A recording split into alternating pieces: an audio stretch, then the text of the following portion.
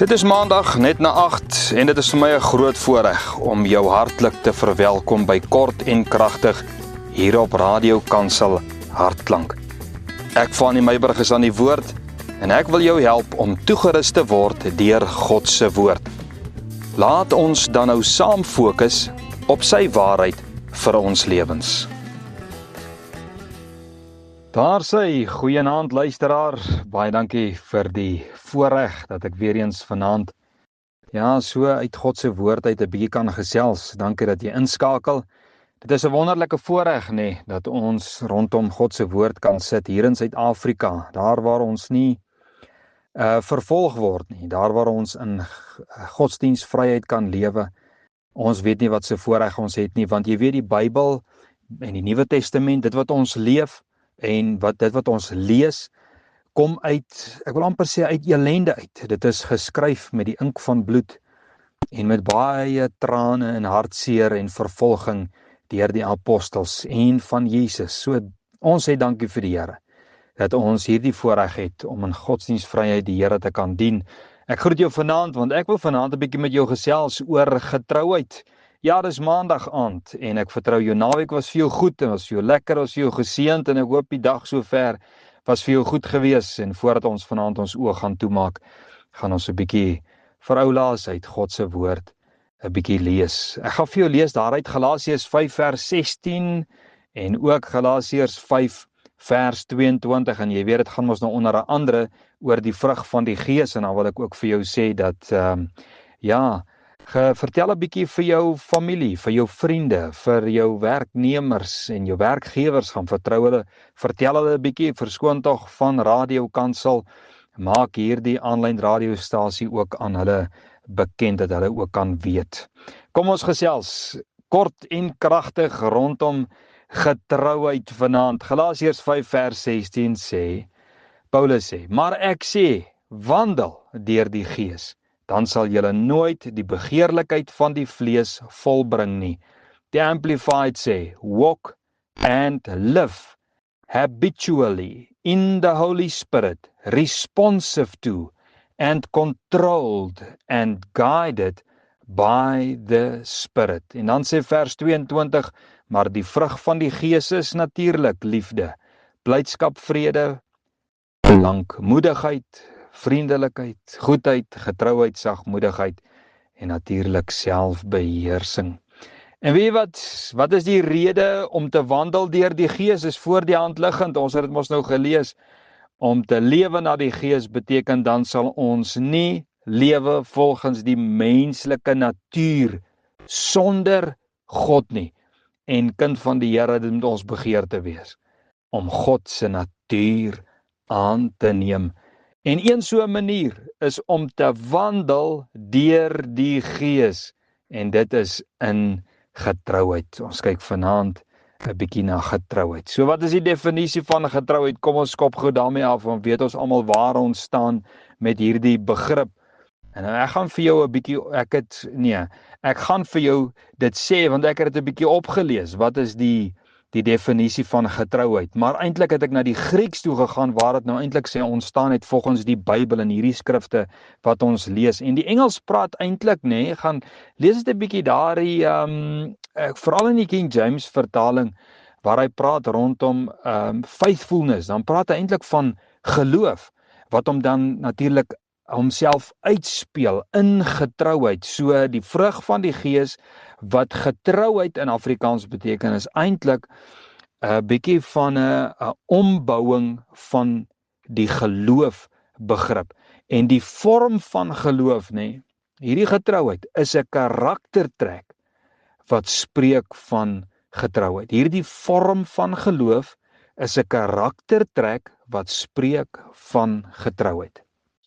Nou getrouheid in hierdie konteks waaroor ons vanaand gaan gesels, spreek van om iemand te wees waarop jy kan staatmaak en iemand te wees wat sy beloftes kan hou.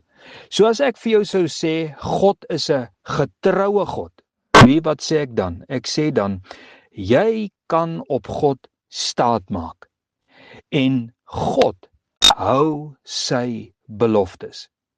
En dis waarop al die geloofshelde en die geloofsvaders hulle lewens gebou het en hulle geestelike wandel opgebou het.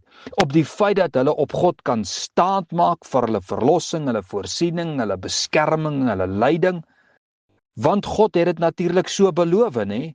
En God hou by sy beloftes. En as ek sê, jy moet geloof in God hê, dan beteken dit, jy kan jou volle hoop en jou volle vertroue op God plaas. Want jy kan op God staatmaak, jy kan reken op God, en jy kan weet dat God hou sy beloftes. So as ons dan getrouheid moet beoefen, dan beteken dit, ons moet iemand wees, ek en jy, volgens die vrug van die Gees, moet iemand wees, waarop ander mense kan staatmaak, nê? En iemand wees, wat sy beloftes hou, wat by sy woord bly, wie sy ja is en wie sy nee is. Dit beteken, ek en jy is iemand van integriteit en ons is mense wat vertrouenswaardig is, ons is staatmakers, ons is mense van ons woord. So waar kom getrouheid vandaan? Ek wil hê ons moet 'n bietjie so vinnig daarna gaan kyk. Getrouheid is 'n Godkwaliteit. Ek sê so, want getrouheid, hierdie vorm van geloof, is 'n gawe van Heilige Gees. Dis 'n gawe. Dis aan jou gegee. Dit behoort nie aan jou nie. Jou natuurlike mens besit nie die kwaliteite as waarde toevoegers tot mense. Ons besit nie die kwaliteite van God verheerlikte karaktertrekke nie. Dis nie in ons natuur om God verheerlik te lewe nie. Jy weet, iemand mag dit dalk besit, hierdie om 'n getroue persoon te wees. Jy mag dit dalk besit, iemand mag dit dalk besit, maar heel moontlik tot eie gewin en eie verheerliking en tot eie voordeel. En die Heilige Gees gee getrouheid, nê, aan my en aan jou, want dit is 'n karaktertrek van God. En die groot vraag is nou dit: kan ek en jy getrouheid beoefen? En weet wat ek vanaand vir jou sê? God sal nooit iets van jou verwag, nie 'n taak nie, ook nie 'n gesindheid nie, ook nie 'n kwaliteit, wat hy wil hê jy moet uitlewe, wat God nie besit nie. En daarom, omdat God dit besit, nie net die kwaliteit besit nie, nie net byvoorbeeld die kwaliteit of die karakter van getrouheid besit nie, maar dat God 'n verpersoonliking van getrouheid is. God is getrou. Nie God besit getrouheid nie, God is getrou. Daarom sal jy dit ook kan beoefen en uitleef, want God gee aan jou daardie karaktertrek. En weet wat, ek en jy is die tempel van Heilige Gees, is dit nie so nie? En as die Heilige Gees dan in my en jou woon, sal hierdie kwaliteite ook in ons woon. Jy sien, ek en jy loop platvoet hier op aarde, maar ons wandel ook deur die Gees. En dit vra dat jy 'n staatmaker is en 'n man en 'n vrou van jou woord is. En natuurlik nie onmoontlike doelwitte of verwagtinge te stel of te skep waarby jy eintlik weet jy nie kan uitkom nie. Want jy sien, as jy byvoorbeeld jou woord gegee het vir iets, moet jy daarby kan bly. En as jy jou doelwitte te hoog gestel het, met ander woorde in die leuen jou woord gegee het, dan gaan dit jouself in die rug skop, nê? So jy kan 'n staatmaker wees en jy kan 'n man wees of 'n vrou van jou woord, as jy natuurlik nie verwagtinge geskep het waarby jy nie kan hou nie.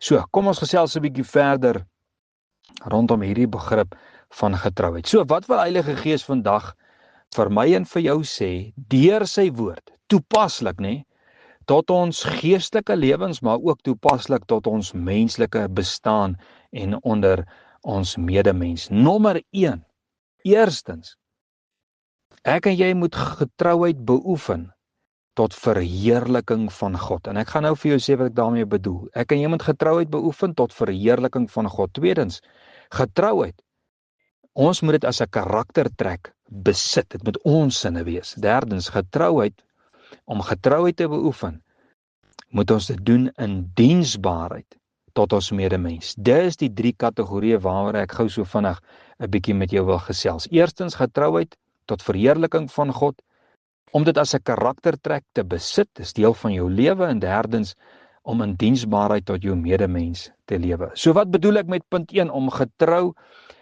getrouheid te beoefen tot verheerliking van God? Wat beteken dit? God word verheerlik as ons sy gawe, dit wat hy vir ons gegee het, tot eer van hom sal gebruik. Beteken dit om God te erken as die een en enigste een waarop jy kan staatmaak en reken vir jou verlossing, jou vrymaking, jou beskerming ensovoorts. En God natuurlik te erken as die een wat sy beloftes hou en dit sal waarmaak, dit sal voltrek. Anders is ons mos ontrou teenoor God, as ons God nie kan so vertrou nie. En hoe kan God ons met sy gawe vertrou, as ons dit natuurlik nie tot eer van hom aanwend nie? So getrou was die geloofsvaders, so getrou was die disippels en die apostels en menige in ons eie tyd, dat hulle blindelings die onbekende ingestap het, die evangelie verkondig het, tronk toe gegaan het, man, tyd op sy gesit het vir gebed, en hulle eie kennis op sy geskuif het om God se woord prioriteit te gee. So getrou was hulle. En dis die voetspore waarin ons volg, want ons lewe, die vrug wat ons dra, moet wees tot verheerliking van die Here. Want Jesus het gesê, ek is die ware wynstok. Julle onthou daar die vers in Johannes? En die wat in my is, sê Jesus, dra veel vrug. En natuurlik dan is dit die klampers die kersie op die koek, want dit is waar ons in hierdie punt oor gesels, en dit is die vrug wat ons dra, selfs getrouheid, verheerlik God. Jesus sê as ons in hom bly, in die ware wynstok, dan sal ons veel vrug dra, en dan sê hy, dit is hierdie vrug wat God verheerlik. En dit is presies ons gedagte. Getrouheid is vrug, en dit verheerlik God. Die tweede gedagte, getrouheid, ons moet dit hê as 'n karaktertrek. Jy weet, getrouheid moet jou definieer. As iemand byvoorbeeld, nie om jou eie beeld te blaas nie, as iemand byvoorbeeld vir jou vra, wat is jou karaktertrekke, hoe sal jy jouself beskryf, dan kan een van hulle wees, en dan moet een van hulle wees, getrouheid. Dit moet deel van jou karakter wees. Jy moet dit nie in die kas gaan sit, en gaan uithaal wanneer dit jou pas, en tot jou voordeel sal wees nie. Nee, dit is deel van, dis in jou tempel, en dit vloei uit jou tempel uit. Deel van jou geesvervulde lewenskarakter is getrouheid. Want dit is 'n vrug van die gees, is liefde, vrede, blydskap, en so gaan aan tot by getrouheid en verder. Ons lewe is een wat oorvloei van God se karakter. Want ons wandel mos nou na die gees, omdat die Heilige Gees in ons is. En hierom moet jou belydenis en jou dade in dieselfde rigting trek, is dit nie so nie? As jou belydenis een is van, ek is kind van God, ek is vervul met die Gees van God, ek is die tempel van die Heilige Gees, ek wandel in die Gees, dan sal en moet getrouheid deel van jou toerusting wees. Of praat ek nou nie die waarheid vanaand nie? Jy weet, ek het in die Noord-Kaap groot geword, en daar het ons baie perde en donkiekarre gehad, miskien het ek al daaroor gepraat, maar in elk geval, ek gebruik dit nou net weer as 'n voorbeeld. As jy 2 perde voor die kar span, voor die perdekar, en een trek die en die ander een daai rigting, gaan daar 'n geweldige, eerstens 'n konflik wees, nê, en 'n weerspannigheid, en tweedens jy gaan nêrens kom nie. Dit gaan jy nou nie na jou einddoel toe vat nie, of na jou eindbestemming toe vat nie. Jy weet, om te lewe na die Gees beteken jou belydenis en jou dade moet saamtrek na die eindbestemming toe. My geloof in God as die getroue een moet 'n waarmerk en 'n kenteken in my en jou lewe wees. Jou spraak en selfs jou standvastigheid in onstabiele tye moet jou onverskrokke geloofsvrug weerspieël. Jy weet die aanklag teen die fariseërs, julle onthou mos, kyk, Jesus het nooit doekies omgedraai wanneer hy met die fariseërs en die skrifgeleerdes en die fariseërs as hy oor hulle gepraat het nie. Kyk, Jesus kon hulle daarom uithaal, nê? En met rede. En een van hierdie dinge waaroor Jesus hulle aangevat het, een van die aanklagte teen die fariseërs, was juis dat hulle die beker buitekant blink poets, maar binnekant is die beker vuil. En die aanmaning was, binne en buite moet spreek van dieselfde oortuiging. Dis waaroor dit gaan.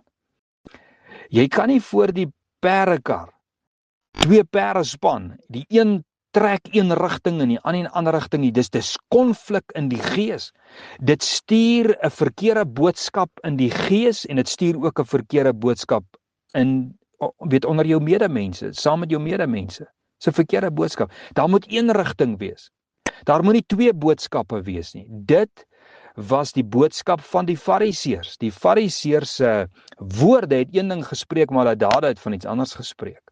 Dit wat uit hulle hart uitgekom het. En dit moet nie so wees nie. Getrouheid moet 'n karaktertrek wees. En derdens, getrouheid in verhouding tot jou medemens. Nou ja, dit staan nou maar soos 'n paal bo water. Dis een ding om God in die geheim en in jou binnekamer te eer en tussen die 4 mure van die kerkgebou of die selgroep of die gebedsgroep, om die Here daar te eer, nê? En daar waar jy Bybel lees en bid, wanneer jy tyd met God spandeer. Maar ons getrouheid het 'n baie groot getuienis-effek wanneer dit uitgeleef word teenoor ons medemens. Nou jy kan getrouheid besit sonder om 'n kind van God en Gees vervul te wees. Voel dit vir jou ek praat nou verkeerd? Kom ek verduidelik jou. Dis reg so, want ek ken baie getroue mense wat selfs bely dat hulle nie Christene is nie. Ek het elke week met nie-Christene te doen, soos jy. En selfs met mense te doen wat van ander gelowe is. En tog bemerk ek by hulle hierdie kwaliteit, getrouheid. Maar waar lê dan die groot verskil? Die groot verskil is dat God sy karakter aan jou gee deur sy Heilige Gees. Nommer 1, maar ek is op pad om jou heeltemal te verduidelik. En God se Gees gebruik hierdie karakter tot eer van die Here. En die vraag is altyd, waarvoor wend die mens dan getrouheid aan? Ons wend dit aan baie keer, en dis wat ek in die wêreld sien.